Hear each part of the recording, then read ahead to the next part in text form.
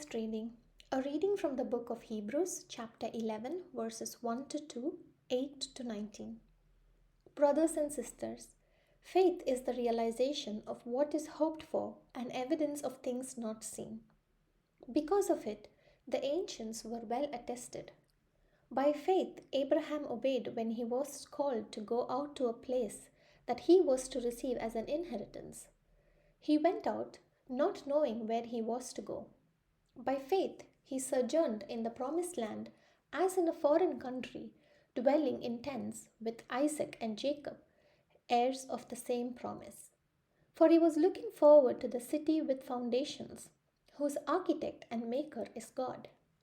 By faith, he received power to generate, even though he was past the normal age and Sarah herself was sterile, for he thought that the one who had made the promise was trustworthy.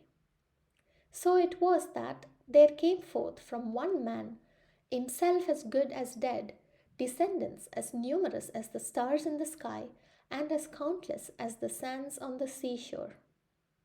All these died in faith. They did not receive what had been promised, but saw it and greeted it from afar and acknowledged themselves to be strangers and aliens on earth. For those who speak thus show that they are seeking a homeland. If they had been thinking of the land from which they had come, they would have had opportunity to return.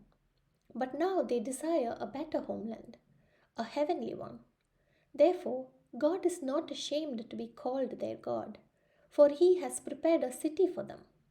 By faith, Abraham, when put to the test, offered up Isaac, and he who had received the promises was ready to offer his only son, of whom it was said, "Through Isaac descendants shall bear your name." He reasoned that God was able to raise even from the dead, and he received Isaac back as a symbol. This is the word of the Lord. Thanks be to God. Gospel reading. A reading from the book of Mark, chapter 4, verses 35 to 41.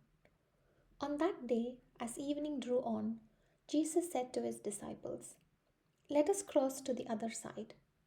Leaving the crowd, they took Jesus with them in the boat, just as he was. And other boats were with him. A violent squall came up, and waves were breaking over the boat, so that it was already filling up. Jesus was in the stern, asleep on a cushion. They woke him and said to him, "Teacher, do you not care that we are perishing?" He woke up, rebuked the wind, and said to the sea, "Quiet, be still." The wind ceased, and there was great calm. Then he asked them, "Why are you terrified? Do you not yet have faith?" They were filled with great awe and said to one another, "Who then is this, whom even wind and sea obey?" The Gospel of the Lord. Praise be to you, Lord Jesus Christ.